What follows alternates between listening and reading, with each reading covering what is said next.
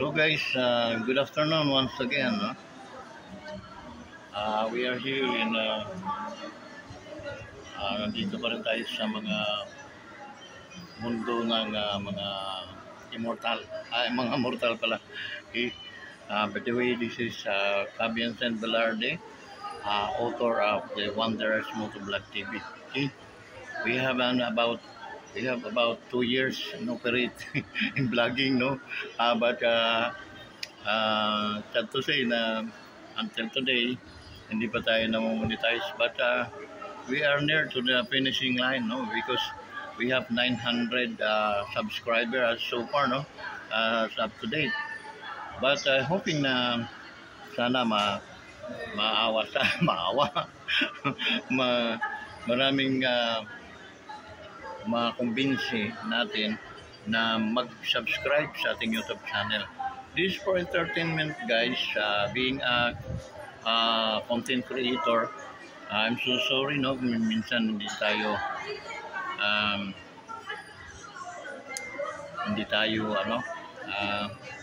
medyo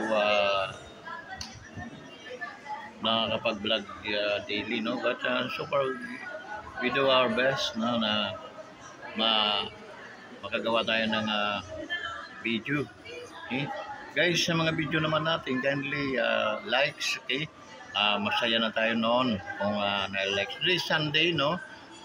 Supposed to be mga Kristiyanos, you are nasa kanya-kanya mga churches, no? And then, anyway, hi nga pala, shoutout nga pala sa ating mga OFWs scattered around the world, no? This is your Vincent, this is your Wanderers, okay? Diyan sa Hong Kong, shoutout sa ating mga OFW dyan. Alam naman niyo kayo yung bida-bida sa YouTube channel natin ito. Sa mga friends ninyo na hindi pa nakapag-subscribe dyan sa Hong Kong, kindly subscribe to Wanderers Motovlog TV, The Real TV. Well, anyway, shoutout nga pala din sa ating mga OFWs dyan sa Singapore, okay? Singapore, it's nice to see you once again, no? Nang nag-ikot kami sa Singapore before, no? Noon, talagang maganda. Okay? Hanga ko sa Singapore, malinis. Okay, so ang ating mga OFW dyan, no? Ingat po kayo palagi. And then, remember, na kayo yung bida-bida dito sa Wanderers Motovlog TV, okay? So guys, kung may pagkakataon kayong mag-invite o mag-share, no? Mag-comment, kindly comment, okay? Mag-comment kayo, okay? Mayroon kayong ipapabati, ipapakumusta dyan dito sa Pinas or saan man bahagi sa ating mundo, very much welcome po kayo, open po kayo nun. Okay, dyan sa mga sa bansa ng Bahrain, okay? Maraming mga Pilipino dyan, no? Shoutout kina Ma'am Imelda, no? Si Ma'am Imelda ay followers natin yan, mga 2 years ago na, okay? Sila yung nasa uno, no? Yung networking, hindi ko alam kung ano nangyari, okay? Pero sana, okay? Sa akin lang, mag-usbong pa rin ang kanilang negosyo, no? Yun. And then, sa mga kaibigan namin, no, na nauto sa Live Good, ay pasensya po, pasensyahan po ninyo kami. Dahil hindi po namin alam ang katotohanan ng beyond God thing, Live Good, no?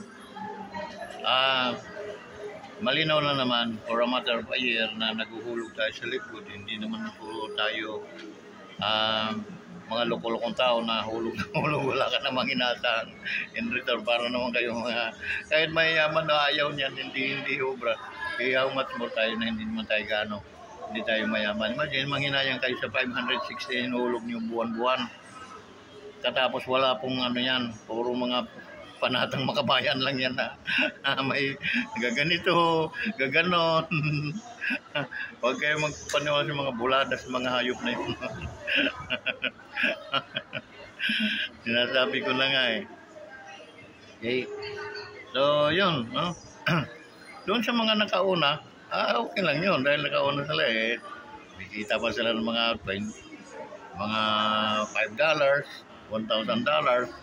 Yun, no? Pero hindi sila naawa doon sa mga ano nila. Mabuti kung iniisa-isa binabalikan nila bibigyan nila ng tagwa 1,000 man lang per month. O ito, yung sobra pang sa inyo po yun, yung sobra pang bigas-bigas po ninyo, yung pang subscribe po ninyo yan, ha?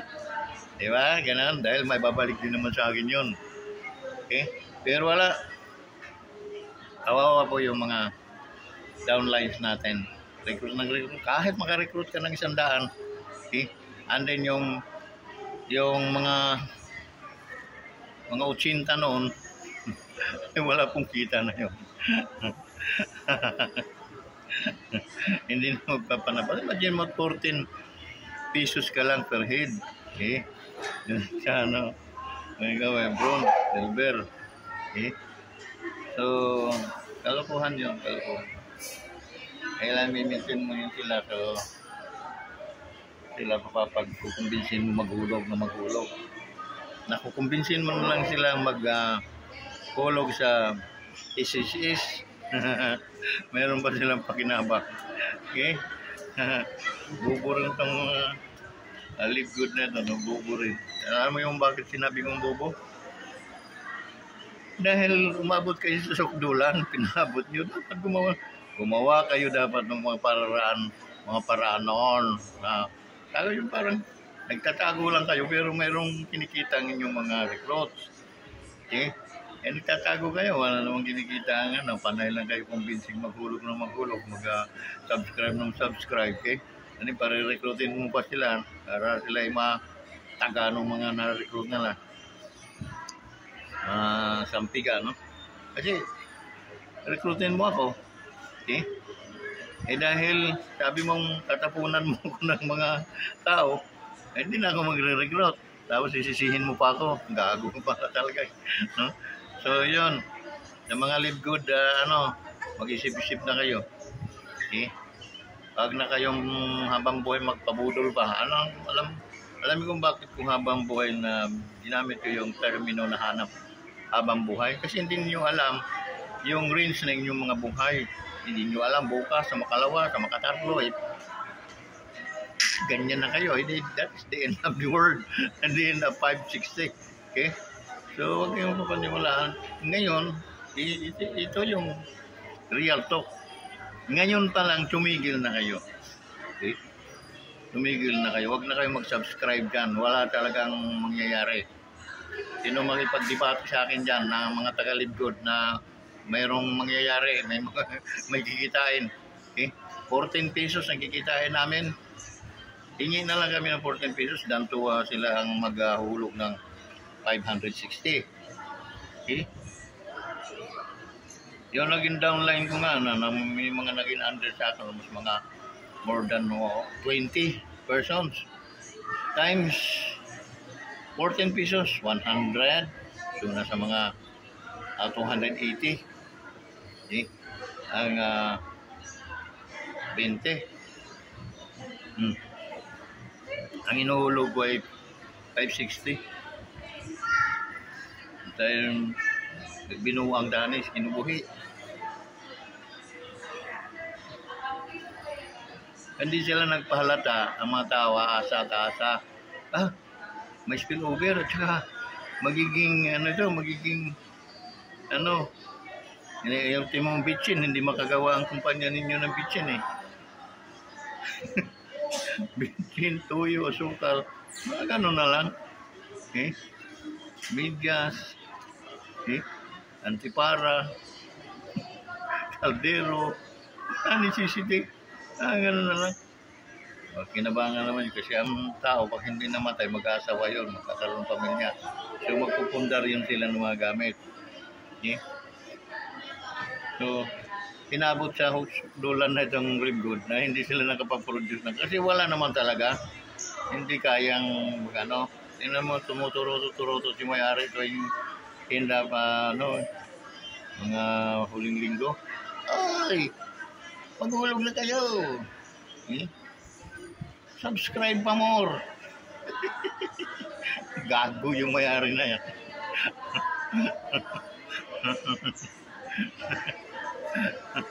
Anong patay gutom mo po? Nakauto ka sa amin at ang nauto mo, ha? Nauto niyo si Vincent Velarde. Dahil sa asawa ko, masyadong hard na hard dyan sa ano. Ano ko lang, no? Iniisip ko lang. Pero talagang walang in return. Okay? So, hanggang ngayon, nauutopan niyo asawa ko atay. Nahuhulog pa rin yun. Kahit alam niya. Hindi nga makabili.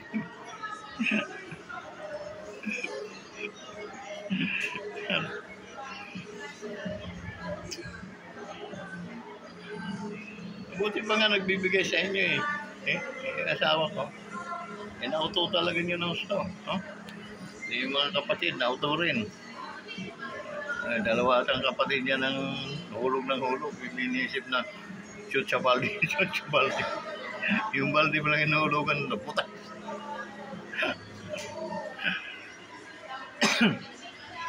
Pasalamat kayo, mga taga-Libgod, nauto nyo si Vincent Velarde.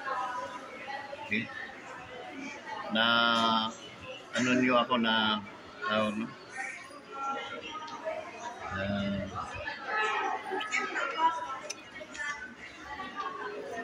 kumbaga nabudol nyo ako guys, pero hindi kayong makakabudol na ulit. Matagal ko nang alam yun, kahit saan ko masilipin, no? Pagdating sa ano, nagtuturo ako sa insurance nga nawala kaming produkto nakakabinta ako. How much more dyan sa mga lintik na mga ganyan-ganyan. Ay, makabago na dahil siyempre, di natin cellphone nung araw, wala kasi cellphone. Sa Facebook, mga mga pananarantado niyo. Natural lang yun dahil computer world tayo ngayon. Alam mo, telegram pa rin gagamitin natin. Anak na. Natawa lang, alam nyo, mga leader niya yan, kasi kumikita nga sila. Wala sila nga, ibang mano kung kakapal din ng mga mukha ng mga yan Imagine mo, patuloy silang nag-encourage na maghulog. Subscribe because someday will become Amazon. Amazonin yung mga mukha ninyo. Mahiya kayo. Manghingi na lang kayo danto, pahulugin pa ninyo yung inyong mga downline. Lalo na mga downline na nasa tail na. Naku, patigil-tigilin na po ninyo talaga yan. Kahit umabot yan ng 10 taon, wala po talaga mahita sa libro. Okay? So, yun. Sana naging open-minded na yung mga nakasara ang mga utak mo. Na budol ng ngayon, hanggang ngayon, nagpapabudol pa rin. Naman. Okay? Bigay na lang niya sa inyong mga apo at tuwang-tuwa pa ang mga apo niya. Okay? Mo, isa lang silipang dyan. Okay? Hulog ng hulog kayo. Mayroong bang binabalik ang libro sa inyo? Okay? Sasabihin pa ng libro. Alam niyo, kayo pa ang mamasamain ng libro.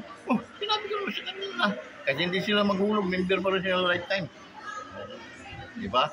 Ang linaw na sinabi ng libro. Kaya, tulad yan, downline, kumikita ka ba? Wala nga Tanungin mo nga yung downline mo. Downline, kumikita ka? Wala nga Abay, tigil natin ito, kumikita. Ako, mayroon akong napasok, pero kulang pa rin. Kung mapasok sa akin na $5, magkano $5? 200 plus, 300.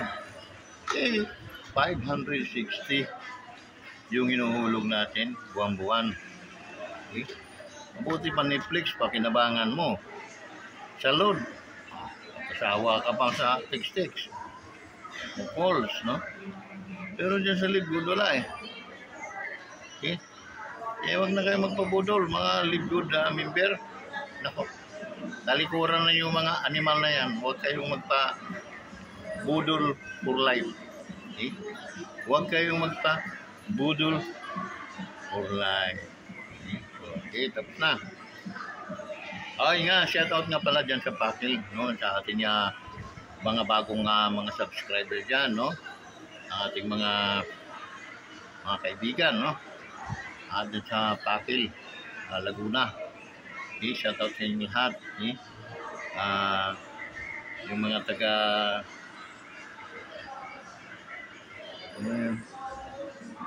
Forever ba yun? Limutan ko. Kaya shoutout sa inyong lahat dyan, no? Pakil, siya hanggang Siniluan, Pami, hanggang sa Santa Maria. Okay? Shoutout sa inyong lahat dyan. Ito po ang inyong lingkod, Kawanders, Vincent Gilarde. Okay? Subscribe po kayo. Kung may pagkakataon, nanyayahan ko kayo mag-subscribe sa ating YouTube channel, Wanderers Motovlog TV. Okay? Ito po yung inyong ka-Vincent, ang immortal na galing sa ibang planeta. Okay? So, maraming salamat po sa pagtangkilik po ninyo sa ating YouTube channel. Ngayon, by the way, ano po ang ating content natin sa umagang ito, sa hapon na ito, no? Okay. Sasaw-saut ba tayo dito sa impeachment ni Inday Sara? Okay. Pero kayang-kaya ni Inday yan. Okay. Okay. She is a very strong lady, no? Duterte, tatak Duterte yan, so hindi magpapatalo yan. Kaning kagulo tayo nito, naanuhan yan ng Senado. Try RC ka nga. Hiwalay talaga yung puti at ang tricolor. What I mean, huwag niyong subukan, masisira ang mga buhay niyo, sabi ni Pangulong Duterte. Sa mga adik, huwag niyong subukan, masisira ang mga buhay niyo. Okay? Ay, yung mga pabusog-busog yan, mga krokodil, bilang na mga araw niyo dyan. Bilang na. Okay? Dinadaan lang natin siya patawa-tawa, pero talagang bilang na mga araw ninyo. Wala namang mga gumagawa ng masamang nagtatagal sa mundong ibabaw. Okay? Lahat yan may mga hangganan. Okay? So, tama lang yan na yung speaker ay ikulong po ninyo yan, no? Kulang pa nga. Sintensya niya ng kulang para sa akin. Okay, kung ako lang ang batas, no? Ako ang batas. Okay? May own opinion, no? Akong batas, nako, bitin ko talaga yung mga patiwarik ng mga taong yan. Okay? So, ganoon lang. Sabihin man ng mga human rights na ano naman yan, sobra naman. Ano sobra? Hindi sila naawa sa panluloko nila sa mga Pilipino. Hindi sila naawa sa pandurugas nila sa ating kabanang bayan. Okay?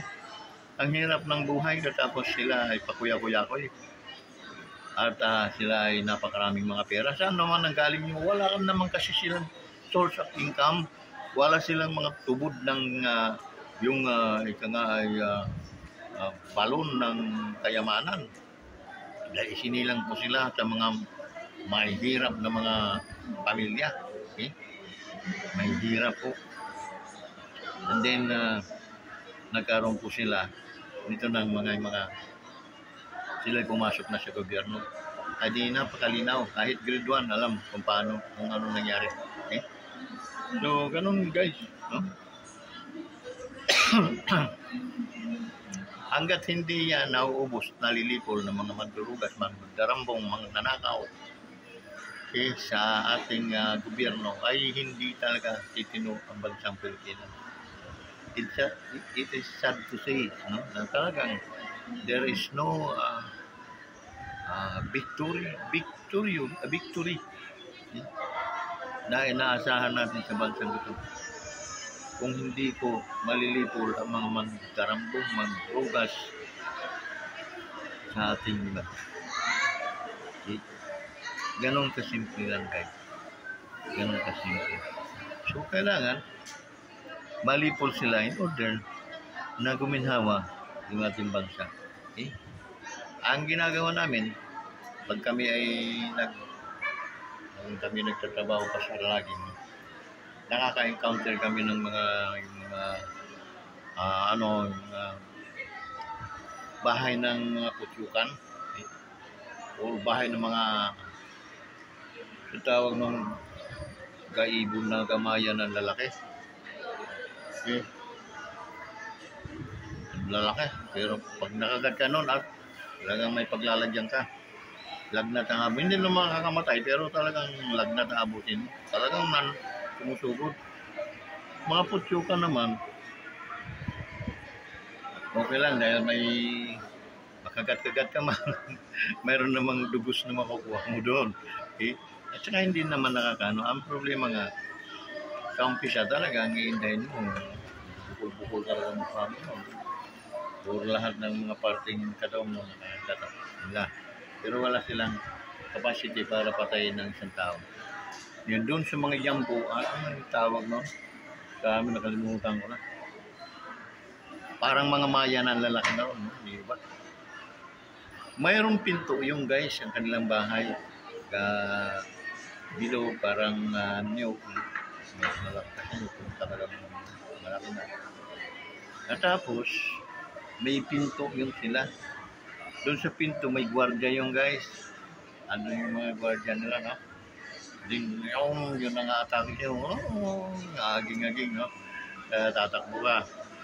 Ang sisilaban namin nung guys, doon sa may pinto. Bawat mga sundalo nilang lalabas, tulog ang mga pakpak noon.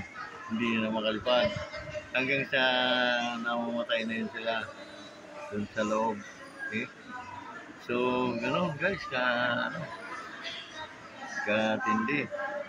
So, bago malipol yun sila, talagang doon mo tututok yung apoy mo sa may pinto. Bawat labas, sunog ng mga pakpak. Okay? Kaya nauubos din sila. Kaya pag naubos na, wala nang danger. Para lakad-lakad ka man doon sa lugar na yun, talagang hindi ka na matatakot, no? Kaya alam mo na wala na yung nanghagad ng tao. So, dito sa ating kalagayan, kailangan nating malipol din yan. Ang mga yan para at least tumahimik at tumino. Ang takbo ng ating ekonomiya at ng ating bansa ay makagalaw ng maayos. Kasi, yun lang ang paraan, no? Para mapugnan ba? To prevent that corruption, guys. Because corruption talagang rampan na rampan dito sa ating bansa, guys. Sa totoo lang nakakahiya tayo. Nakakahiya tayo, guys. Bakit? Para bagang wala silang takot sa atin, mga mamamayan. Hindi nila iniisip na, baka matakot ang mga tao sa atin. Tayo ay mga ibigti nila nang wala sa panahon. Di ba? Parang ganon. Wala talaga sila. Hindi sila takot, guys. Okay? Hindi sila takot. Now, dahil galit na. Ay ako mismo, galit na ako eh. Okay? So, yan ang maganda, no? Pag ginagalit na niya ang tao. Pag sa mapuno na, okay? Mabot na sa sukdulan, ay talagang may hirapan kayo. Okay? And then, alam na niyo kapag ano mangyayari. Yung fruits. Okay? So, gano'n guys. Kung nagkaroon na kayo ng takot sa mga kapwa nyo tao, ang kapwa nyo tao, yung pa naman sila ang bumuto sa inyo para kayo ay mahalal bilang mga congressman, bilang mga senador, bilang pangulo ng ating bansa. So, dapat, respeto at ginalang ninyo kami. Ni kunting sintabo, ni single sintabo, hindi kayo dapat nakikialam, hindi nyo pinakikialaman kasi alam nyo magagalit ang taong bayan. Okay? So, ganun guys. Ang mga taong bayan, mananatiling pulubi, mananatiling mahirap, pero kayo, ang mga yumayaman. Okay? Magkaroon kayo ng mga ari-ariang mamahalin, nagkakaroon kayo ng mga lupain, mansion, kotse, mga rangyang pamumuhay, ay hindi po nyo kaya yon kung babasihan lang natin yung inyong mga sinasahod. Okay? Kaya, nagko-conclude tayo na mayroon talaga kayong mga ginagawang hindi magaganda. Okay? Dahil doon sa mga mga figure na nakikita sa inyo. Imagine mo, meron kayong relo, 5 million, 8 million, mga ganon. Meron kayong mga sasakyan na mga mamahalin. Meron kayong mga built na mga mamahalin. For 200,000, yung kukulin yun. Okay? Diba? So, ganun katindi. At ako, guys, ang aming grupo sa Kawanderers, no? Dito sa mga Kawanderers na mga subscriber ko, kami mananatili sa mga Duterte. Kasi kay Duterte lang namin naranasan ang tunay na pagmamahal sa kapwa Pilipino. Ang tunay na pag-aruga sa bansang Pilipinas. Ang tunay na pangangalaga sa ating bansa. Matatagpuan mo lang yon sa ating former president. At kung pumalit man ng anak, ay tinitiyak natin na hindi katulad kay Marcos na pumalit sa kanyang tatay bilang isang presidente pero bano naman pala ito. Okay? Banong-bano, walang sariling desisyon, walang paninindigan, hindi marunong tumingin ng utang na loob. Doon isa nagpapahiwatig na walang kwenta talagang tao. Ang tao, oras na wala siyang hindi marunong tumanaw ng utang na loob sa ginawa sa tatay ninyo na ipinalibing ni Duterte sa libingan ng mga bayani. Malaking bagay yun na dapat yung tinanaw na utang na loob ninyo yun. Okay? Ang problema nga, mga balasubas din talaga kayo, hindi kayo tumingin ng utang na loob. Okay? Diyan sa anak ni Marcos, si Sandro, kongresista yan, no?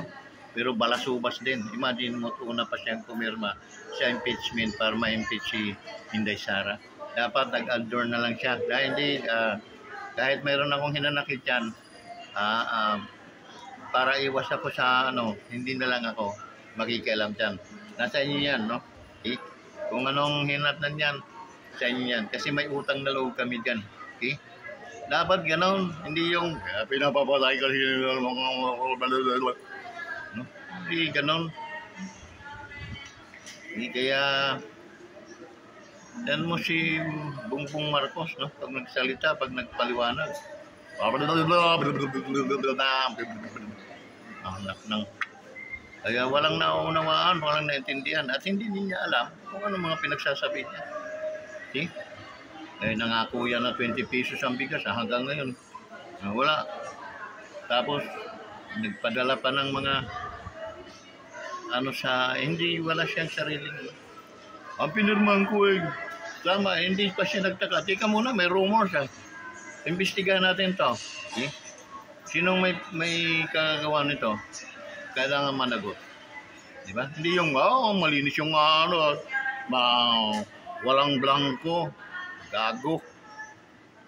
Walang blanco. Blanco nga Inayos lang at dinala sa'yo. Pinirmahan mo naman dahil bangag ka talaga Okay? Binasa daw niya yung 2,000 4,000 pages. Gago. Binasa.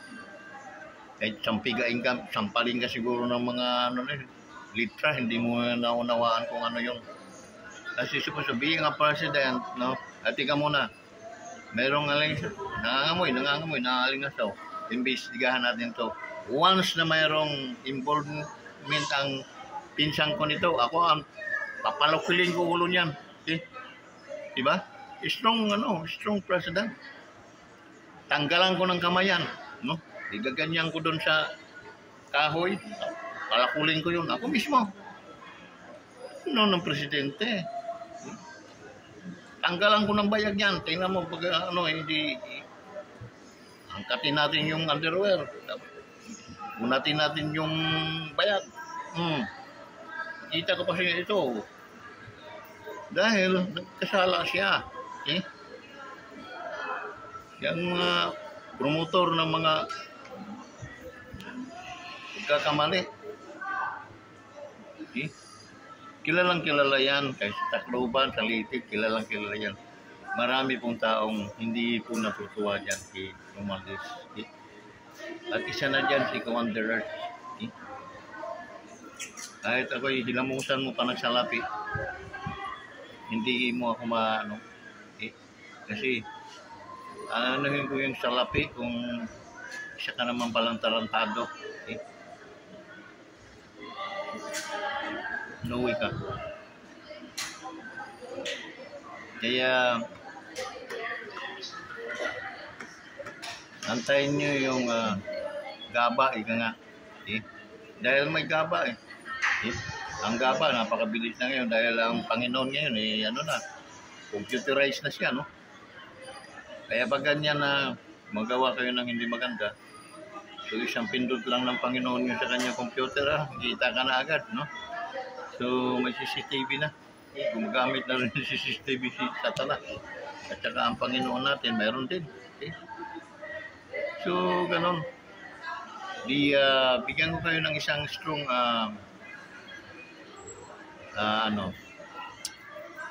Bible verses, no? Sa John chapter 13 verse 10. The thief cometh not but for to steal, to kill, and to destroy. Okay? That's the devil operation. Okay? Yun ang kanyang tatlong operation. He wanted to destroy, and he destroyed the relationship between the unity. Yung pinag-usapan nung Marcos at Duterte before, na sila ay magtutulong-tulong para pagandahin ang bansa ng Pilipinas. What happened today? They are scattered, no? Naghiwalay-hiwalay na. And that is the operation of the devil. Okay? So, basahin niyo yan. John chapter 13 verse 10. Okay? The thief cometh not but for to steal, to kill, and to destroy. And then he wanted us to kill. Once again. Okay? Lumalakad ka nga pero patay ka, bangag ka eh. Patay na ang pakiramdam mo. You are nothing. Wala ka na. Patay na ang pakiramdam mo. Okay? To kill and to destroy, no? The thief cometh not but to kill, to steal, to kill, and to destroy. Nanakaw. Tapos, destruction, i-destroy niya because if they destroy this nation, napaka-easy na lang sa kanila lumayas because they have a lot of money. Okay? Dami na nilang ninakaw. Tulad ditong may nabalitaan tayo, namimigay ng mga 150 million each. That's the reason why yung mga kongresista, mga bangag din ay perma ng perma, pati yung mga NPA din, no? Na nasa gobyerno na ngayon, no? Tatlo na lang yan sila. Malapit na nga malipol ng mga Duterte yan. Okay? That's the reason why kung ganun sila galit kay Inday Sara. Pero hindi obra yan. Dahil darating pa na, ay bibiting natin yan sila pati wareg. So hanggang dito na lang guys. Kung ano man yung ating mga naging sa kanila, mayroon mga tao ngayon na ganun-ganun, no? Ganun-ganun. Sa mga Indonesian yan, mga bangang. Nabudol tayo. Ang ganda-ganda ng buto natin, no? Budol na budol tayo. Noon, actually, nang hindi pa nag-election noon, may nagsabi na sa akin, na kayo pag-debate, adik naman yung presidente mo, bakit gaganyan-ganyan, no? Ganyan, pag nagsalita, hindi, pansin na pala ng mga tao, pero bakit pinuto, ano? Pinasa na lang dapat mas mabuti pa, alam mo ngayon ko na-realize, mas mabuti pa pala si Robredo kay Marcos. Tama pala yung debate nila, no? Na mayroon din namang katangahan ko si Robredo, dahil sa mga siya rin naman nagpakita ng mga na kaya siya ay matatawag na tanga, no? sumakay, nag-advertise ng bus, sasakay daw. Ang kilikin natin mga ano, i-advertise lang naman yun, hindi naman totoong magsasakay siya ng bus. No? So, kasi terminal yung inanuhan, so malabo. Nakakala niya yung mga bangag din ng mga Pilipino. So yun guys, no? Maraming salamat sa patnubay ninyo at sa patuloy ninyong pagtitiwala sa ating YouTube channel. Pagpalain nawa kayo ng ating Panginoon at saka ang katahimikan, kapayapaan at pagmamahal, pag-ibig ang siyang mamutaway sa ating bayan, sa ating bansa, bansang Pilipinas. Sana ipanalangin natin. Ika nga ng ating Vice, let's pray the Philippines. Okay, ipanalangin natin ang Pilipinas. So, sabay-sabay tayong manalangin ng katahimikan, kapayapaan sa ating bansang sinilangan. Maraming salamat sa inyo lahat. Pagbabayan, ito po ang Ka-Wonders Motovlog TV. So, subscribe to our YouTube channel. Bye-bye!